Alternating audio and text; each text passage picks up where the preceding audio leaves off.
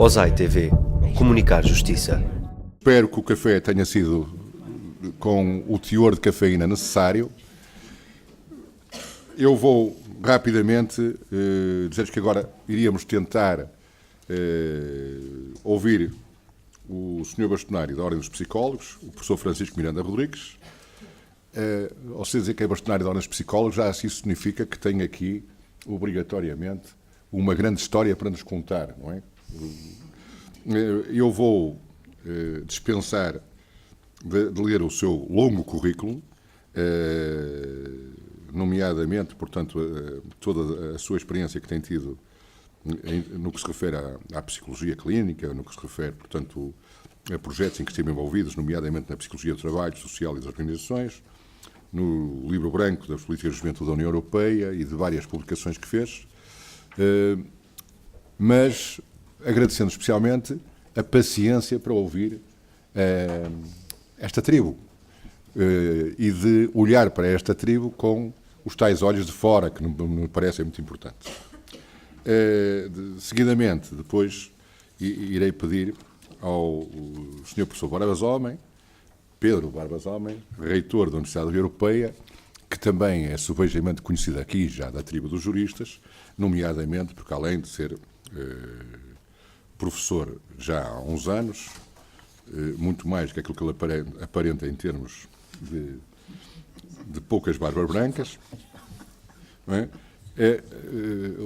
Uma das experiências mais interessantes que eu acho que ele teve nesta área foi ser diretor do Centro de Estudos Sociais e assim conhecer nomeadamente o que é que os nossos magistrados, os que lá foram feitos como novos e os outros que iam ter formações complementares, sentem nesta matéria. Também me vou dispensar de ler o seu longo currículo, porque senão não tínhamos tempo para a conferência, porque só se lia currículos. Dito isto, passava a palavra ao Sr. Bastonário, a quem agradeço penhoradamente a presença e a participação nestes trabalhos. Muito obrigado. Antes de mais, muito obrigado pelo simpático convite. Confesso que fiquei surpreendido, não vou dizer o contrário, embora imediatamente, como sabe, tenha aceito e até lhe tenha contraproposto de imediato o que gostaria de poder trazer. Mas fiquei muito surpreendido, positiva e muito agradado. E estava a ouvir o mais atentamente que consegui, face às diferenças de linguagem, esta manhã de trabalhos e ao mesmo tempo a refletir sobre algo que acabava por se impor, que dissesse antes de dizer aquilo que tinha preparado para dizer aqui. Porque, na verdade, estas questões das linguagens herméticas e daquilo que muitas vezes é o encerramento que os profissionais de uma determinada área fazem dentro das suas próprias linguagens, mesmo quando estão a comunicar para fora, é um mal que nos atinge a todos. E, portanto, antes de mais, há que dizer que aquilo que por vezes pode ser um problema e que muito bem, eu devo dizer que é de realçar esta abertura de discussão que tomaram a iniciativa de fazer nesta matéria sobre a linguagem na justiça.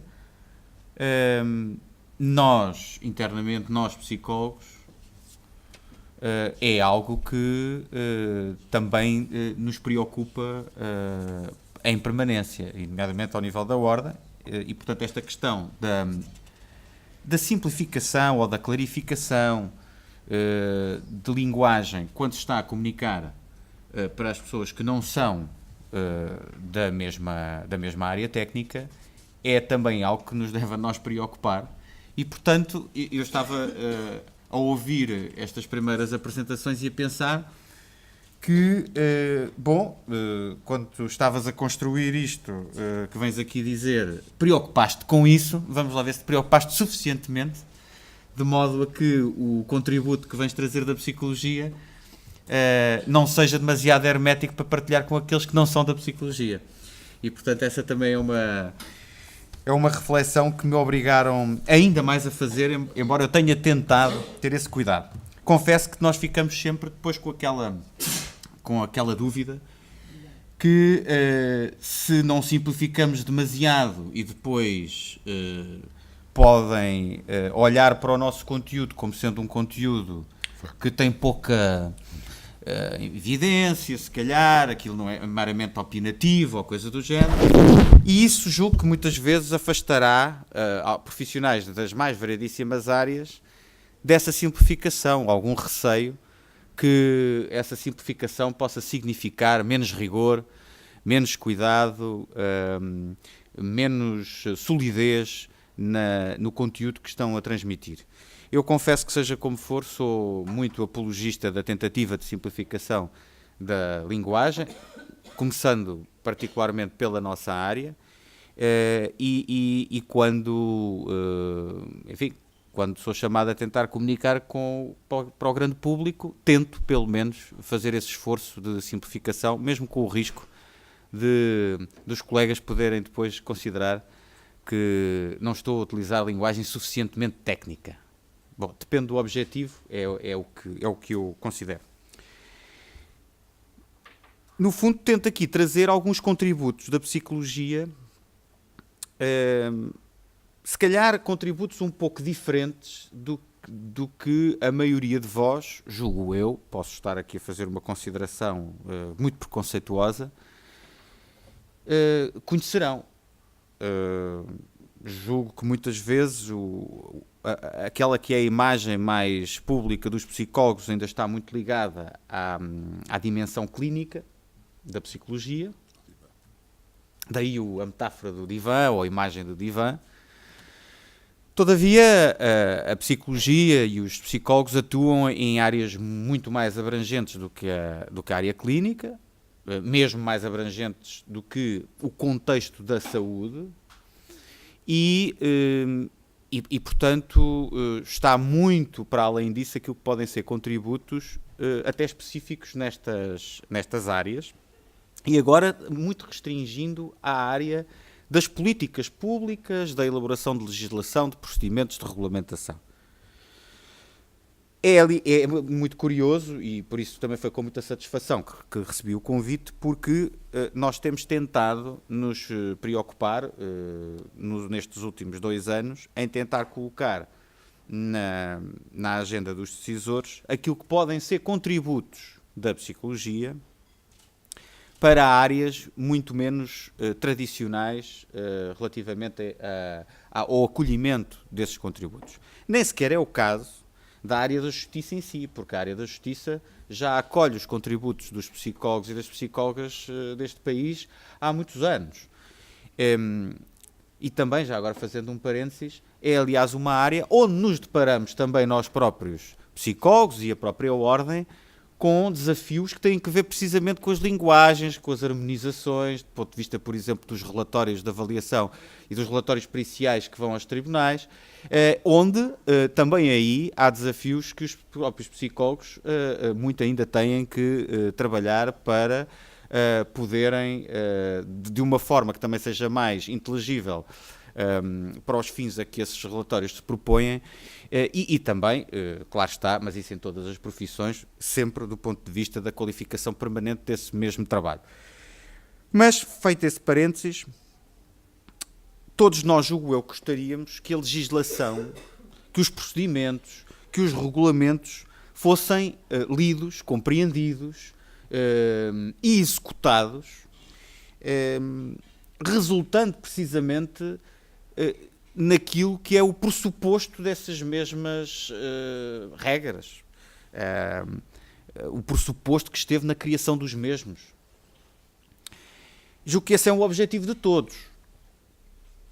O que julgo que, por vezes, e porventura até, e o Sr. Deputado há pouco falou do processo legislativo, em termos que nos dá para compreender como é que facilmente podem acontecer obstáculos a que estes objetivos sejam cumpridos, a verdade é que muitas vezes fica esquecido pelo meio que entre a legislação e a ação, entre a legislação e a ação está o comportamento humano e a natureza do comportamento humano. E essa natureza do comportamento humano implica provavelmente, que sejam tidos em conta mais conhecimentos, mais evidência científica sobre o mesmo para legislar quando o objetivo é moldar comportamentos. E isto nem sequer é assim tão novo quanto isso, na verdade, porque, e saberão provavelmente bastante melhor que eu, historicamente, olhando àquilo que é o aparecimento da lei, ou pelo menos, segundo alguns autores, o aparecimento da lei enquanto ferramenta para a gestão das comunidades, já se calhar, não sei, desde o Antigo Egito, e depois a reflexão feita sobre essa legislação, se calhar mais a partir da Antiga Grécia, tem esse pressuposto. A legislação está ao serviço dessa gestão das comunidades, das condutas, portanto, dos comportamentos. E, aliás, essa reflexão, a jurisprudência que depois decorre dessa mesma natureza da lei, tem uma relação direta com valores, com atitudes, com práticas ou comportamentos. Portanto, essa relação é umbilical, diria eu. E se formos, por exemplo, e eu fui propositadamente aí ver o que é que, por exemplo, Aristóteles dizia a propósito da lei, encontramos um alerta para uma tomada de consciência que está muito ainda atual. Aristóteles dizia que a lei era uma espécie de ordem e, portanto, fornecia uma estrutura abrangente de regras e instituições através das quais uma sociedade é constituída. Uma lei, ou, por exemplo, um estatuto, é por natureza universal. Bom, e daqui decorria que, dada esta universalidade, a lei, por vezes, deixava de se aplicar, deixava de se conseguir aplicar. E, portanto, havia casos imprevistos, havia situações que se tinham que adaptar, adequar. E, portanto, as limitações das próprias leis relativamente aos objetivos que se propunham atingir, a consciência disto não é de agora, é de sempre. A psicologia, enquanto ciência que pode contribuir para reduzir estas dificuldades e obstáculos, é que é bastante mais recente.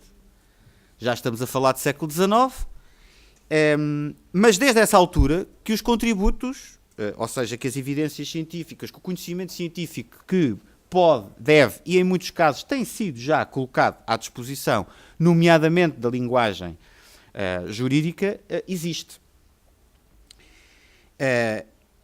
Aliás, esta colocação à disposição de linguagens onde é menos comum, e foi por isso que comecei por aí, a utilização da ciência psicológica,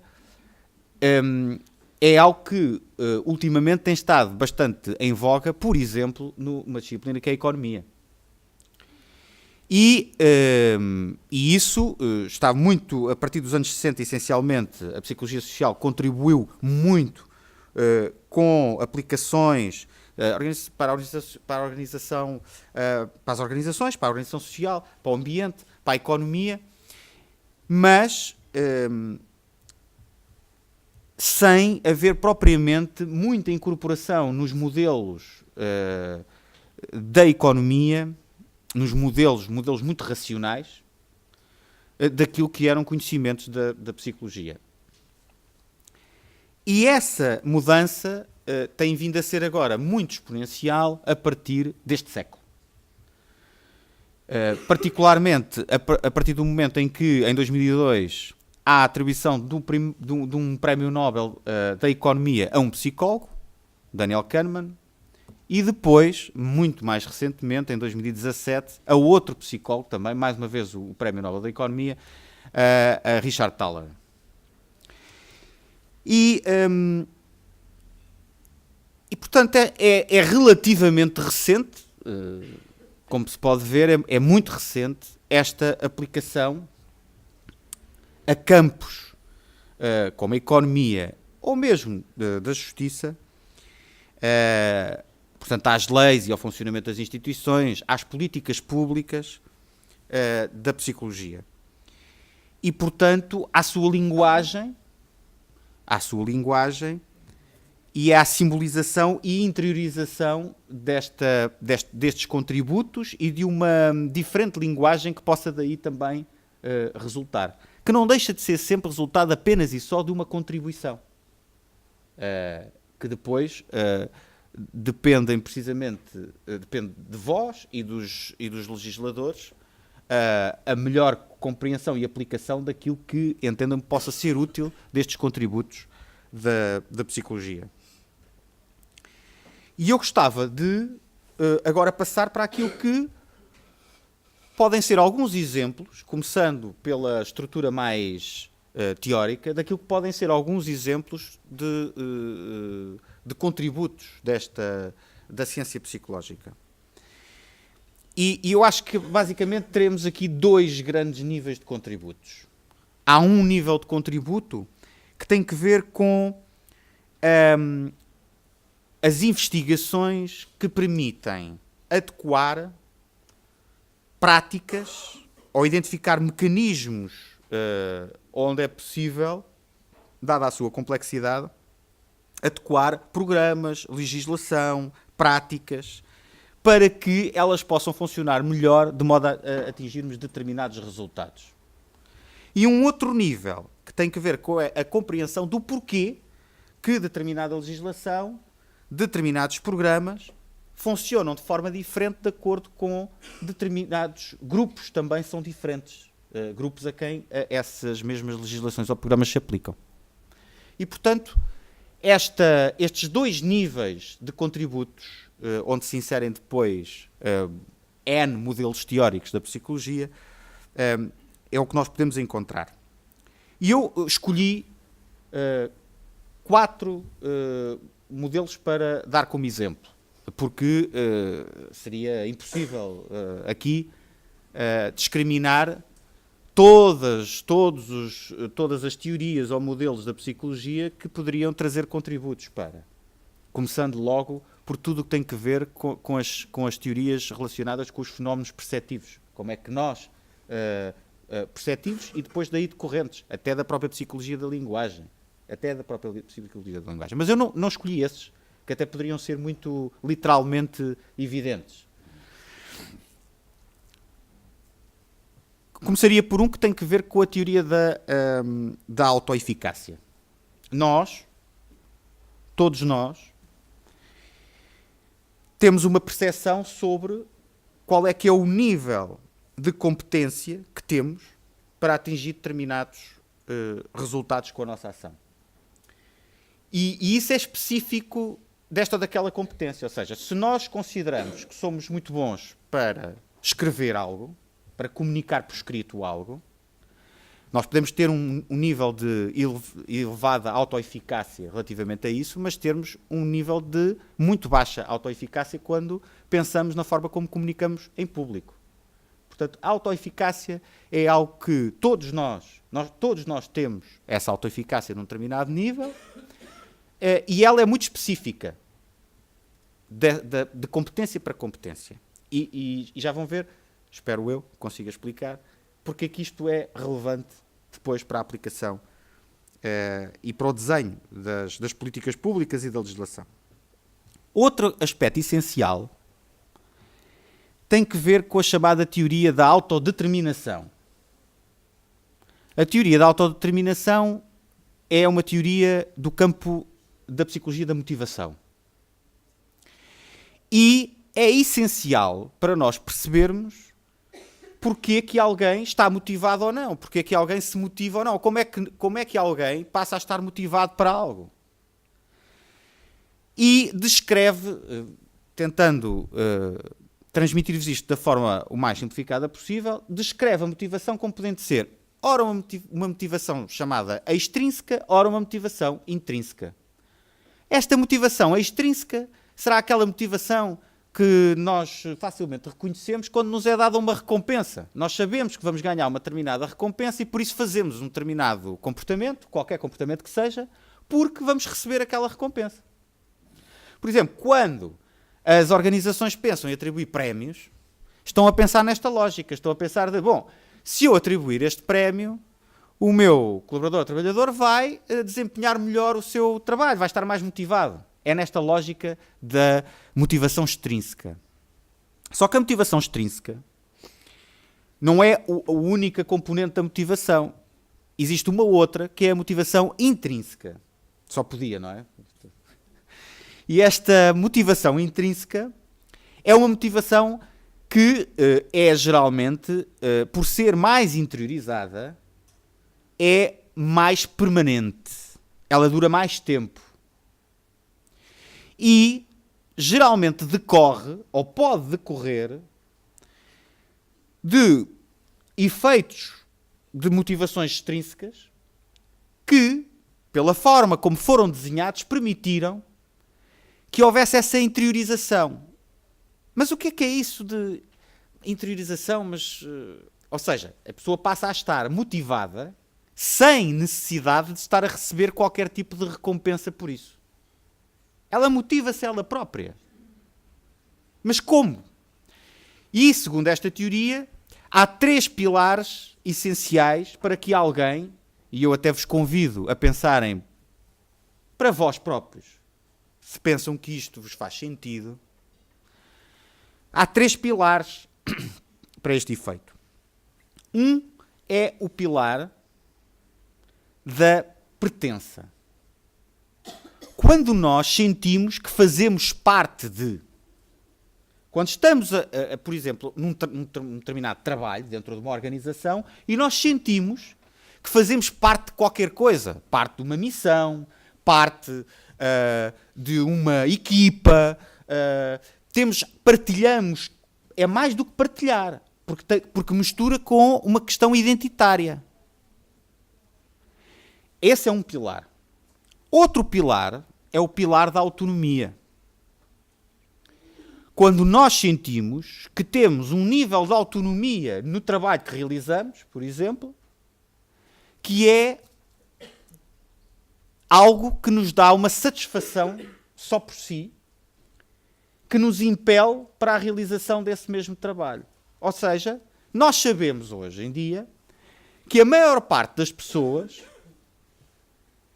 tem um nível de autonomia ótimo para a sua situação e que esse nível de autonomia é essencial para que faça o seu trabalho com uma motivação que não está dependente do que é que lhe damos. Está dependente precisamente do facto de sentir que ela própria, só por si, tem aquela responsabilidade e aquele nível de autonomia, não está dependente para tudo de outros. Reparem, o ser humano faz no seu crescimento um processo de autonomização, supostamente. E supostamente é gradual também. Cada vez é menos, mas é supostamente gradual. E portanto, há uma relação muito direta com isso. Não é por acaso que na adolescência existem muitas fricções que decorrem do processo de autonomização. Não é? Todos nós crescemos porque nos identificamos primeiro com as figuras que são responsáveis pela nossa, vamos simplificar, para a educação, e depois por um processo de autonomização que decorre daí. Portanto, a autonomia é outro pilar. E há um outro pilar que é essencial, que é o pilar da competência. Daí ter começado por falar da teoria da autoeficácia. Se nós não percebemos como é que as pessoas se motivam, é difícil, e que não é só por via de se atribuir uma recompensa. Aliás, há um estudo que deveria ser bastante mais conhecido, porque é um estudo de enormes dimensões, feito nos Estados Unidos e já replicado por todo o mundo, a propósito da questão dos prémios de desempenho e das remunerações, em que o que se sabe é que, a partir de um determinado nível de remuneração, que evidentemente que é variável dependendo das situações, mas a partir de um determinado nível de remuneração, que para aquelas pessoas significa que estão supridas aquilo que são para si necessidades, que lhe dão um nível de bem-estar já razoável, a partir daí não há motivação acrescida com base em recompensa financeira. Não há. Não há. É bom, todos nós gostamos, mas não há uma motivação acrescida por causa disso. Agora, a questão da competência e de nós sentirmos, isto está muito relacionado com a ideia de realização, de nós sentirmos que somos competentes para, sim. Há que perceber isto quando se está a lidar com querer que um determinado comportamento aconteça. É outro aspecto. Depois, isto está em relação com as questões do meio e, portanto, quando nós mexemos nas chamadas variáveis de contexto, quando nós mexemos nos processos ou quando mexemos no tempo em que um determinado indivíduo está em interação com outros ou que está em interação com instituições, etc. Portanto, quando mexemos no tempo, nos processos ou no contexto, nós sabemos, e isto graças a uma teoria que tem a ver com os sistemas bioecológicos, nós sabemos que também podemos moldar comportamentos. 3 teorias muito relevantes. E uma quarta, onde depois me fixarei, que tem que ver, que é o nível das teorias da tomada de decisão. Que, no fundo, são também as teorias que estão relacionadas com os grandes contributos mais recentes para a economia. São as teorias da tomada de decisão. Muito importantes, particularmente na área da justiça e para quem, por exemplo, tem que tomar decisões de julgamento. Porque as teorias de tomada de decisão são aquelas que nos permitem perceber quais são os enviesamentos e os erros que nós, por sermos simplesmente seres humanos, cometemos, quer queiramos, quer não. É inerente à nossa natureza cometer esses erros. No fundo, simplificando ou tentando simplificar, nós temos 2 sistemas para tomar decisões. Um sistema mais automático e um sistema mais manual, digamos assim, mais racional. O automático é mais emocional e o mais manual é o racional. A nossa esmagadora maioria de decisões é tomada pelo sistema automático. Não é tomada pelo sistema racional. E é por isso que os modelos da economia estão a transformar-se, estão neste momento a incorporar estas dimensões, porque o homem não é um homem económico. O seu comportamento não é um comportamento na economia racional. Se assim fosse, a economia não se comportava como ela verdadeiramente se comporta. O homem, na maior parte do tempo, tem um comportamento que está sujeito a tomadas de decisão permanentes de forma automática. A maior parte delas nós nem temos consciência de estar a tomá-las. E isto tem uma razão de ser evolutiva. Era completamente impossível, face aos níveis de energia necessários sempre que nós estamos a tomar uma decisão racional, que todas as decisões fossem tomadas dessa forma. Era completamente impossível. E, portanto, nós tomamos decisões com um nível automaticamente, em permanência, e de vez em quando tomamos decisões racionais. Isto em termos percentuais será assim. Faz lembrar um bocadinho até aquela história, quando nós falamos da história evolutiva do ser humano, não é? Em que dizemos que, comparativamente ao universo, nós ficamos ali com os últimos segundos. É nessa perspectiva também relativamente à racionalidade das nossas decisões. Mas nós gostamos de sempre nos olhar muito como sendo racionais. Aliás, nós até dizemos, nós somos os animais racionais. Mas, na verdade, na maior parte do tempo, as nossas decisões não são tomadas assim. E, portanto, estas teorias que analisam desde a avaliação de uma situação ou de um problema, à ponderação das hipóteses, à avaliação da decisão e depois os enviesamentos e os erros de percepção, são essenciais também para a área da justiça. E aqui é necessário, eu vou saltar aqui uma situação que tinha trazido, não vale a pena, depois se alguém quiser noutro contexto, sim, falar sobre isso, falamos, mas o que diria agora são vários exemplos onde existe exatamente a aplicação dos conhecimentos que advêm do conhecimento sobre estes erros e sobre estes enviesamentos. Quando foram criados os sistemas de pontos para condutores, que existem em muitos países. No nosso, a aplicação não está propriamente a ser assim tão aplicação quanto isso. Também não é agora o momento para estar a discutir o porquê. Isso é feito porquê? Porquê que se tomou a decisão de ser uma atribuição por pontos? E de se retirar pontos de uma carta. Repare que se não é, a pessoa não vai acumulando pontos. A pessoa tem pontos e depois perde os pontos. Há uma razão para isso. E a razão tem que ver com um dos enviesamentos que nós temos quando tomamos decisão, é que se eu para uma mesma decisão me for dito assim, olha, o senhor joga aqui neste jogo, por exemplo na bolsa, que é uma espécie de jogo, e tem hipótese de ganhar 100, a mesma probabilidade, ganhar 100 ou de perder 20. Invariavelmente, o que pesa mais na decisão é o facto da pessoa perder 20. Invariavelmente é esta a questão.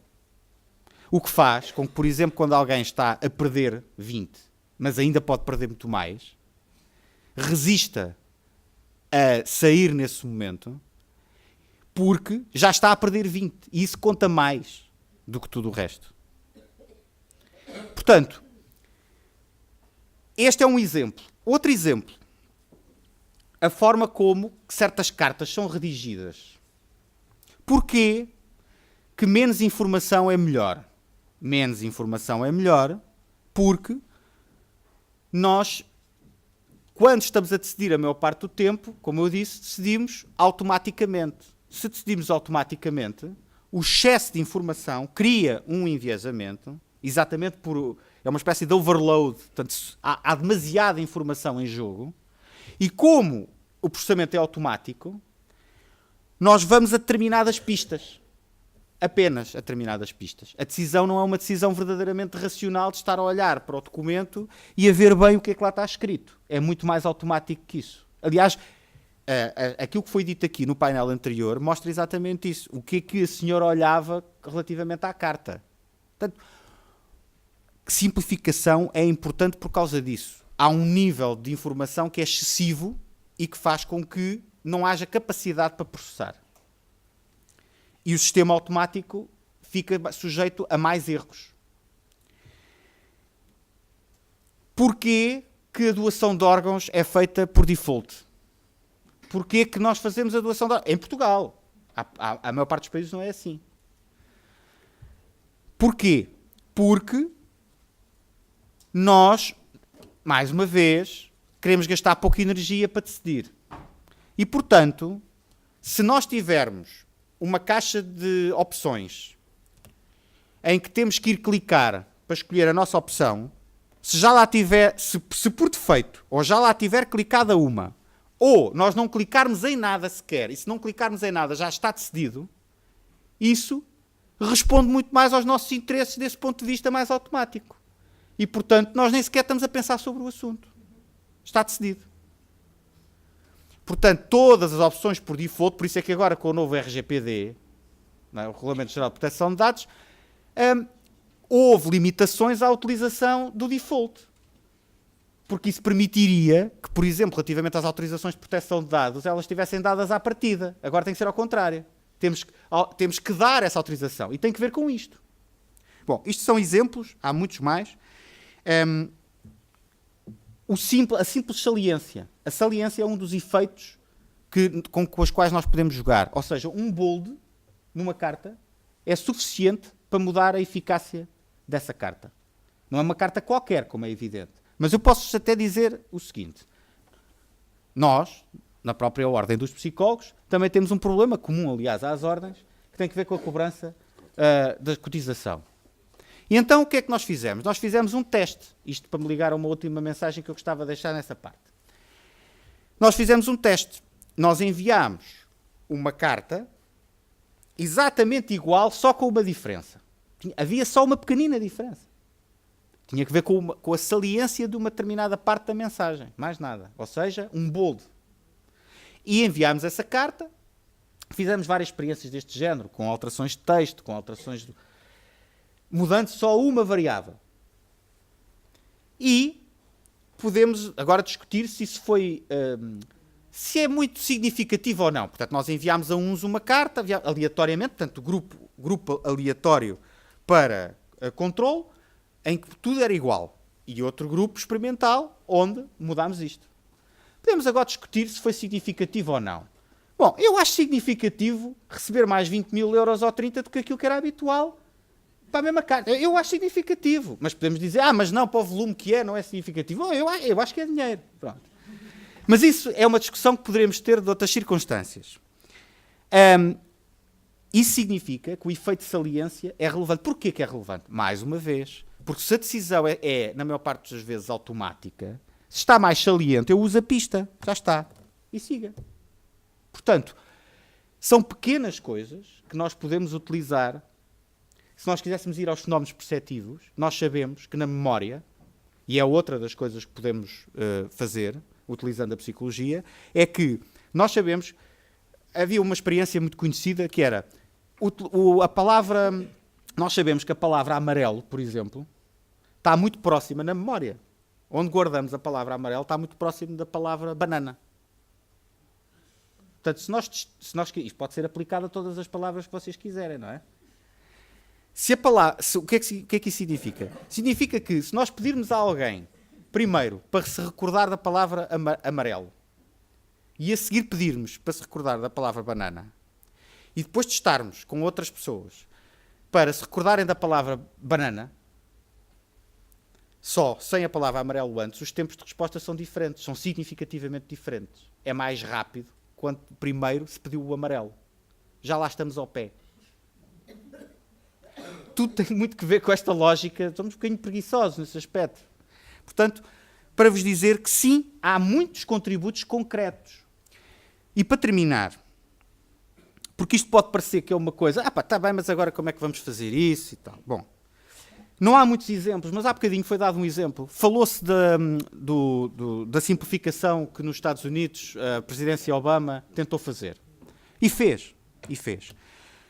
Os Estados Unidos foram um dos poucos países, na presidência do Obama, agora foi tudo distinto. Foi mesmo tudo distinto. Sim, foi mesmo distinto. Havia um gabinete criado que era liderado pelo Sunstein, que era basicamente o parceiro do Richard Thaler, que ganhou o Prémio da Economia.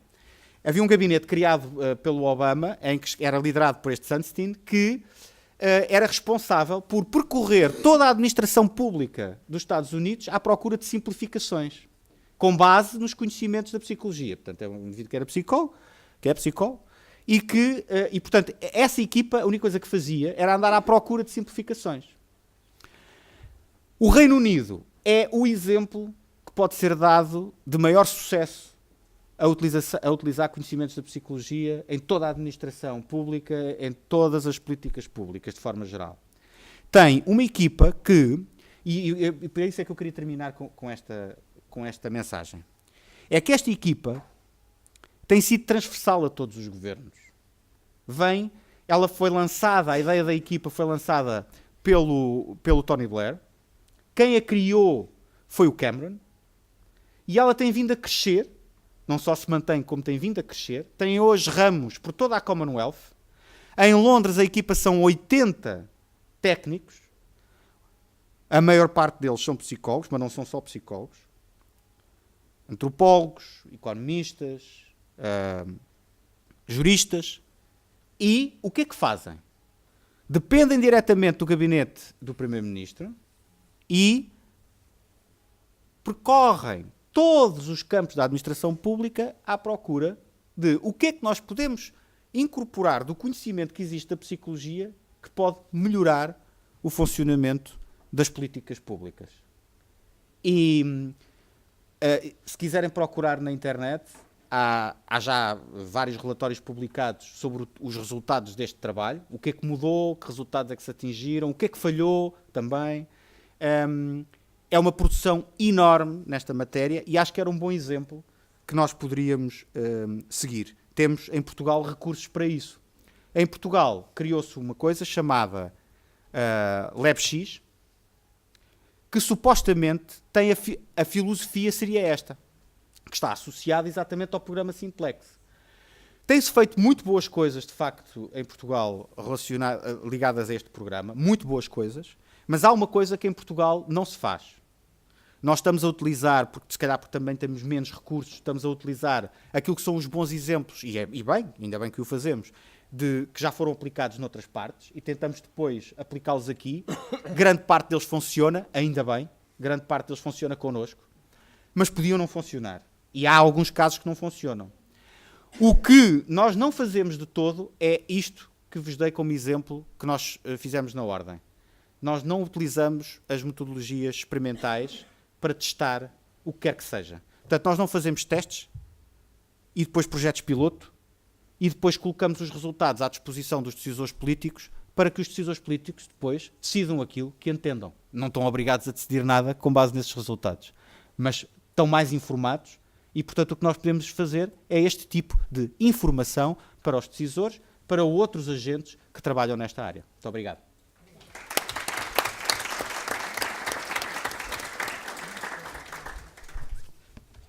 Não sei se em termos de linguagem foi bem. Eu acho que a linguagem foi muito compreensível por esta tribo. Senhor Reitor, Sr. Professor Barbas Homem, passo-lhe a palavra. Eu sou desde já a presença do Sr. Secretário de Estado da Justiça e peço-lhe, portanto, um bocadinho de tolerância. Muito obrigado. Muito obrigado. Está da Junta da Justiça. Quero cumprimentá-lo e na sua pessoa todos os participantes nesta sessão. Um cumprimento também muito especial ao Sr. Bastonário da Ordem dos Psicólogos, com quem me vou encontrar daqui a algumas horas. E portanto, a minha intervenção, utilizando aqui um dito real, vai ser uma intervenção biquíni, curta, mas tentando tapar as partes essenciais. E começaria um pouco por recordar esta minha experiência. Embora seja docente universitário desde sempre, não é? Como monitor, assistente, professor, etc., a minha carreira foi também sempre uma carreira de prático. E o meu primeiro escritório de advocacia era exatamente aqui em frente, no edifício onde morava a mãe e a doutora Francisca Fanduna, e num escritório que era depois... É sabido, ainda hoje há problemas de partilhas de espaços entre advogados e solicitadores, mas com a companhia de solicitadores amigos. E era um diálogo onde as questões essenciais sobre o funcionamento do direito e da justiça, agora do ponto de vista prático, eram razoavelmente diferentes do nosso tempo. E há dois fatores que são essenciais para explicar muitos dos problemas atuais no que diz respeito à justiça e no que diz respeito à linguagem da justiça. O primeiro deles é a massificação das profissões. Portanto, nesse tempo, não é, onde as coisas também, já quase como um velho, não é? No meu tempo de jovem advogado, 1984, quando iniciei a advocacia, o número de advogados era muito pequeno. E era um tempo, talvez alguns ainda se recordam, onde se podia ir a um quiosque, tabacaria, comprar uma minuta de um contrato de arrendamento, entre muitos outros contratos. A linguagem era, portanto, uma linguagem tão padronizada, repare-se, que as minutas compravam-se nos quiosques, também era evidentemente outro tempo, felizmente já acabou, do papel selado, depois do papel de 25 linhas, entre outras coisas, mas a linguagem era uma linguagem, na realidade, muito simplificada, porque resultava dessa padronização de muitos atos, e nomeadamente dos contratos. O número de leis era também muito mais pequeno do que nós temos hoje. Portanto, há muitos estudos sobre isto, eu próprio já escrevi sobre a história da linguagem legislativa e também sobre a linguagem da fundamentação das sentenças. A massificação alterou tudo isso. Portanto, hoje, 30 mil advogados, o número de juízes, mais de 2 mil, não se compara com os quase 200 que havia em 25 de abril de 1974 e, portanto, o número de solicitadores também não. Portanto, há uma massificação muito grande de todas as profissões jurídicas, como aliás de muitas outras profissões, e isso fez com que aquilo que era uma regra fundamental no exercício de qualquer profissão, que era a transmissão de conhecimentos por virtude de uma aprendizagem. Eu tive uma excelente patrona no meu estágio de advocacia e por isso aprendi com ela como é que se escreviam contratos, como é que se preparavam as alegações e outras peças processuais, algo que a faculdade não me preparava, como hoje as faculdades, sobretudo ainda depois de Bolonha, ainda menos preparam para essa prática. Mas era algo, portanto, que se adquiria, como diria o Asterix, da boca de um druida para o ouvido de outro druida e que se transmitia depois também por essa via. A massificação da justiça alterou, das profissões de justiça, alterou radicalmente esse modelo de formação e, por exemplo, foi necessário criar o Centro de Estudos Judiciários para preparar juízes para esse mundo da justiça que se tinha mudado. E, também digo com alguma nostalgia, as ordens profissionais, entre as quais esta, mas também a Ordem dos Advogados, vieram exercer um trabalho que deveria também pertencer às universidades, que era de formar os próprios juristas para o exercício da profissão. E, como é sabido, há hoje todo este diálogo também, nem sempre fácil, sobre os requisitos de acesso à ordem e depois os exames à saída ou à entrada para o exercício da profissão. Mas que tem muito que ver exatamente com este problema de que profissionais estamos a preparar para o exercício de que profissões. No Centro de Estudos Judiciários, algo de, se quisermos, de original na própria história da instituição, portanto, ter um professor de Direito e um advogado a dirigir o Centro de Estudos Judiciários, mas aí foi possível realizar um conjunto de atividades muitíssimo interessantes, não só com o Sr. Bastonar e, portanto, com a Ordem dos Solicitadores, mas em especial com a Ordem dos Advogados e outras ordens profissionais, na transparência sobre o funcionamento, de um lado, do Centro de Estudos Judiciários, mas, de outro lado, na preparação de materiais de formação comuns a todas as profissões. Portanto, e hoje sei que muitos profissionais continuam a consultar a página do Centro de Estudos Judiciários e aí fazer a sua formação também utilizando muitos dos materiais formativos que estão hoje em dia disponíveis na página do Centro de Estudos Judiciários. E o meu mote, quando fui diretor do Centro de Estudos Judiciários, era a ideia, de facto, de um modelo formativo comum às diferentes profissões. E foi possível também realizar, hoje isso está publicado na página do SES, um conjunto de manuais de formação para os jovens juízes no que diz respeito à fundamentação das suas decisões judiciais. Portanto, há hoje, realmente, um conjunto de materiais. Mas não foi possível avançar, e isso não pertenceria ao SES, pertenceria, de alguma forma, sem dúvida, aos tribunais superiores e ao seu Conselho Superior, pertenceria a essa tarefa de avançar na criação daquilo que, sobretudo no mundo anglo-saxónico, está padronizado, como aliás foi referido pelo Dr. Moraes Lopes, a criação de guidelines de sentenças. E que é uma resposta a um problema, a massificação da justiça, mas a um outro segundo problema que eu vou também aqui referir muito brevemente. O mundo, se quisermos, nas últimas décadas mudou pela massificação, mas mudou também pela técnica. Portanto, a técnica aplicada ao direito trouxe novos desafios, como traz sempre novos desafios. Aqueles que são menos novos, como eu, talvez se lembrem como foi um grande avanço a introdução das máquinas de escrever. Depois das máquinas de escrever eletrónicas, que imprimiam já diretamente aquilo que se escrevia. A introdução dos computadores nas salas de audiência, nos tribunais, foi um extraordinário passo. O Dr. Moraes Lopes conhece bem isso. A introdução, por exemplo, dos gravadores nas salas de audiência foi uma revolução que esteve suspensa durante anos à espera da regulamentação sobre o uso dos gravadores e quando finalmente veio essa regulamentação, os gravadores já estavam obsoletos. Mas, portanto, técnica pura aplicada ao funcionamento da justiça. O segundo, ou digamos assim, a revolução mais recente é, obviamente, a revolução dos computadores e tudo aquilo que permite diretamente fazer na justiça. Enfim, eu recentemente tinha que resolver um assunto que era particular e que era preciso enviar um fax para a Espanha e percorri imensas instituições e já não existe fax. Não é? Portanto, já praticamente ninguém tem fax, foi preciso tive que ir aos Correios, portanto, tipo velho, também já obsoleto, não é? Para tentar enviar um fax. Mas talvez se lembrem como, é um expediente típico também dos advogados, não é? Começar a enviar às 11h59 o fax, não é? E depois, durante a noite, o fax ia avançando. Não é? Mas, portanto, as questões técnicas, não é? E tecnológicas, todas elas têm uma influência enorme, decisiva no funcionamento da justiça. E hoje há um último desafio, que de alguma forma todas as profissões têm que se preparar para ele, que é o problema da inteligência artificial e do que ele vai permitir e, ao mesmo tempo, não vai permitir no funcionamento da justiça.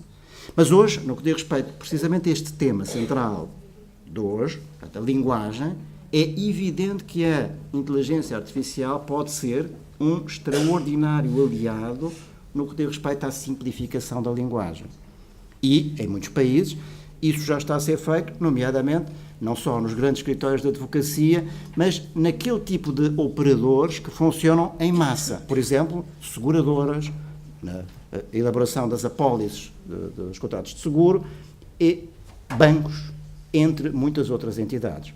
Então, o problema da simplificação da linguagem não é um problema apenas de solicitadores, de advogados, de juízes, é um problema que tem muito que ver com toda a nossa sociedade técnica e o modo como essa sociedade técnica funciona perante todos nós. Porque todos nós temos contratos com operadoras de telecomunicações, entre muitos outros contratos de massa que temos. Portanto, a aplicação da inteligência artificial pode ser um excelente instrumento neste sentido. Mas, quando fui diretor dos centros judiciários, iniciei um estudo, pois infelizmente não foi possível levar até ao fim, sobre um subtema, se quisermos, dentro deste tema da linguagem aplicada ao direito. Eu vou só dar aqui, muito brevemente, 2 exemplos e vou respeitar, portanto, às 11h30, Sr. Bastonário, termino... 13h30. 13h30, perdão.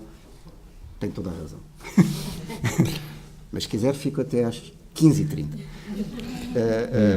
Quando foi elaborado o primeiro Código Civil, no século XIX, o Código Civil foi escrito dentro desta diretriz. Ela devia dirigir-se ao cidadão comum. E por isso, no trabalho final de revisão do Código Civil, foi chamado o mais preparado dos intelectuais portugueses do século XIX, mas sem nenhum curso superior, Alexandre Herculano, para fazer o trabalho de revisão final do Código Civil. E, portanto, gesto de uma extraordinária humildade, um grande intelectual, o Visconde de Seabra, o autor do Código, em chamar o maior intelectual português do século XIX, Alexandre Herculano, que não tem curso superior nenhum, para fazer a revisão do Código. Quando, 100 anos depois, se preparou o segundo Código Civil, este tema foi discutido pela Comissão e, nomeadamente, pelos diferentes ministros da Justiça envolvidos no processo. E a diretriz metodológica foi completamente diferente. O Código Civil dirigia-se ao jurista profissional e, em especial, ao juiz. E, portanto, um código técnico. Não é? E estas duas opções, saber se as nossas leis se dirigem ao cidadão comum ou se dirigem ao juiz, paradigma do profissional do direito, continuam a ser as duas grandes questões, as duas grandes diretrizes que se colocam até hoje em dia. Mas no Centro de Estudos Judiciários, então, eu realizei um trabalho, a doutora Elizabeth Fernandes foi uma das pessoas sempre ouvida nesse processo, que foi com a Faculdade de Letras e com a Academia das Ciências tentar aqui encontrar os aspectos fundamentais no que diz respeito à simplificação da linguagem e, sobretudo, à detecção dos erros mais frequentes que são utilizados nas sentenças judiciais por virtude do desconhecimento das regras da gramática. E há vários estudos que estão publicados na revista do Centro de Estudos Judiciários e foram realizados vários colóquios nesse mesmo sentido. Ou seja, muita da simplificação da linguagem, se quiserem, resulta do desconhecimento das regras da gramática da língua portuguesa. Regras muito simples, como evitar a voz passiva, por exemplo, entre muitas outras questões que introduzem uma enorme complexidade no discurso, seja, por exemplo, nas citações que são feitas por agentes de execução, seja naquelas que resultam das minutas da Direção-Geral da Administração da Justiça e que, muitas vezes, estão incorretas do ponto de vista gramatical. E, portanto, aquilo que muitos tribunais têm a funcionar com eles é exatamente especialistas na linguagem, mas agora especialistas na linguagem do ponto de vista da gramática. Não é? O que é que torna imprecisa a comunicação? Muitas vezes é pura e simplesmente o desconhecimento do cânon literário. Portanto, o que é necessário é nós termos, se quisermos, os bons linguistas, os bons conhecedores da gramática connosco para ensinar como é que se fazem essas regras mais simples e mais claras da língua portuguesa. E essa é, portanto, uma lição fundamental num mundo, volto a repetir, de complexo. Não é? Complexo pela massificação das profissões da justiça, complexo pela massificação dos atos processuais, dos processos, das sentenças, etc. E complexo também pelo mundo tecnológico em que nós estamos a viver. Por vezes, e esta é a última observação, por vezes parece-me que alguns caminhos para os quais se aponta, como é o caso da desmaterialização dos processos e dos atos processuais, pode ser enganador. Muitas vezes nós confundimos esta ideia de que a desmaterialização conduz necessariamente à simplificação. Mas quem, como é especialmente o caso dos solicitadores, dos advogados, contacta com as pessoas, sabe bem que isso não é o caso.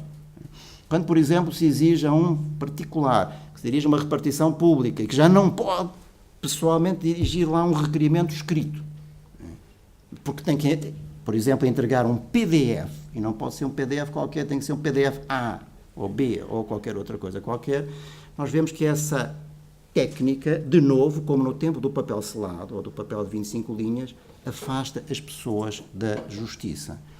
E por isso o problema não é só o da linguagem, é de facto um problema de proximidade. Portanto, a justiça tem que poder confiar na justiça. E isso exige, portanto, o respeito por estes cânones, não é? Por estas regras, segundo a qual a justiça é essencialmente um serviço que tem que ser humano, tem que estar ao serviço das pessoas. E a complexidade da linguagem, o distanciamento por vezes se gera, por exemplo, através desta utilização excessiva dos meios tecnológicos, tudo isto afasta as pessoas da justiça e, portanto, torna a justiça, o funcionamento das instituições da justiça, menos democrática e menos própria de um Estado de Direito.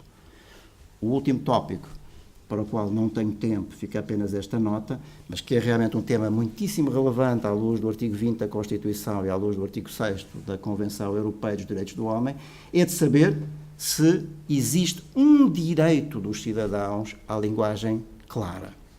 E se, portanto, se os cidadãos têm efetivamente direito a que todos os atos que são do seu interesse devam ser feitos numa linguagem clara e indiscutível. E últimos 30 segundos, só para dar um exemplo que hoje tive na ordem na Universidade Europeia e relacionado com um ato de um solicitador de execução, e por isso termino com ele. Portanto, o diretor de Recursos Humanos veio ter comigo e dizendo: recebi aqui uma notificação do agente de execução, começa por dizer assim: a execução está extinta. E depois diz assim: mas vai ter que continuar a descontar isto e aquilo e aquele outro de um determinado colaborador da universidade. Eu vou dizer: mas afinal, se está extinta, porque é que eu tenho que continuar a fazer isto ou aquilo? Por causa da estatística.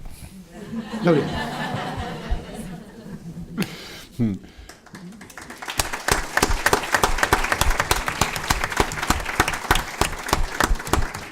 Bem, eu agradeço muito aos nossos conferencistas.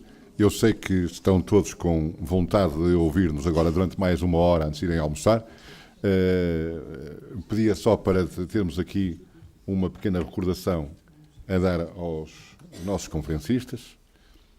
Digo já que provocatoriamente levam um livro de banda desenhada que eu escolhi e que está feito de forma a ter uma linguagem compreensível relativamente aos problemas que terão existido para levar o elefante Salomão de Portugal para Viena há uns anos largos e que são descritos pelo Saramago.